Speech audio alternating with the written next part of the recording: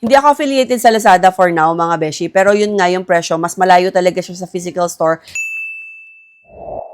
Hi guys, dahil nga nagpaplano na akong mag-upload dito sa YouTube, mga beshi, pumili ako nitong, binilaan ako actually ng husband ko nitong Action 6. Sa physical store, mga beshi, nakita namin tong adventure combo ng around 31,000 pesos. And nakuha siya ng asawa ko nung 3-3. Actually, umaga na yun, 3-4 na yun eh.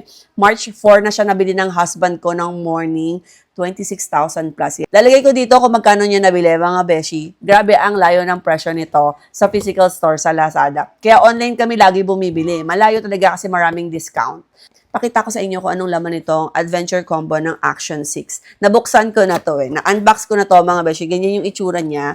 Ayan yung aking Action 6. Kakabili ko lang din ng case niyan. Nauna pa nga yung case nito, mga beshi, bago dumating itong mismong product na to. Kasi gusto ko talaga, meron na akong case para hindi siya magasgasan. Nagulat ako dito ngayon sa packetry, mga beshi. Kaya nga ako bumili nito kasi gusto ko yung ratio na square. Kasi pwede sa YouTube and pwede rin siya sa Reels or TikTok, mga beshi. Ngayon, nagsushoot ako sa packetry ko, mga beshi, naka-square siya. Naka 1:1 ratio siya, mga beshi. Hindi ko alam kung bago ba tong update ng, ng DJI, pero first time kong makagamit ng 1:1 ratio ng packetry. Comment down below kayo kung naranasan nyo na ba to before or hindi ko lang nakita.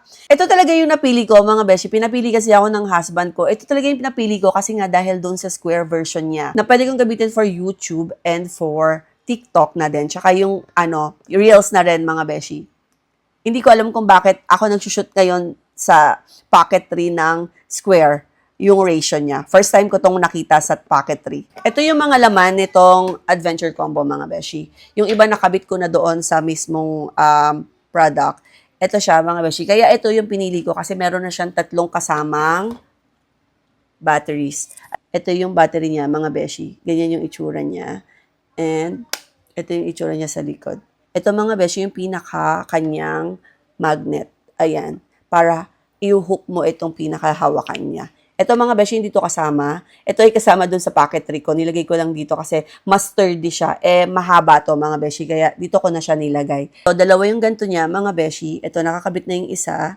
And dalawa rin yung ganito niya. Nakakabit na rin yung isa. May kasama na rin siyang ganto and sticker. Sobrang layo ng price ito sa physical store, mga beshi. Kaya ako nagbabala kayong bumili ng Action 6. Advice ko, online na lang, mga beshi. Kasi tingnan nyo, ipa-flash ko dyan kung magkano namin nakuha. And tanong nyo rin sa physical store, tumingin din kayo, mga beshi. Around 31,000 nakita namin tong adventure combo.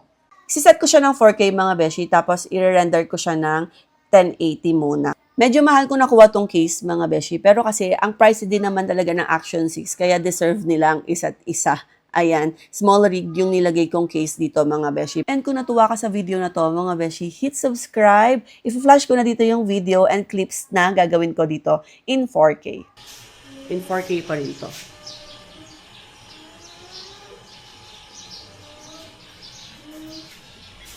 Hindi rin siya magalaw,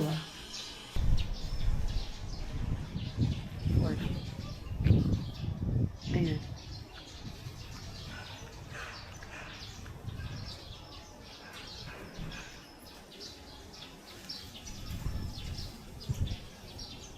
Kaya dito lang muna tayo sa bahay kasi wala pa naman ako ibang pwedeng puntahan. So, wala akong mic nito, mga beshi.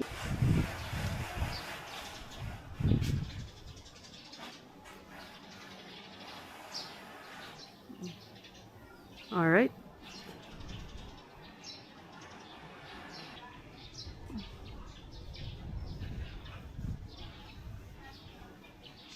Okay.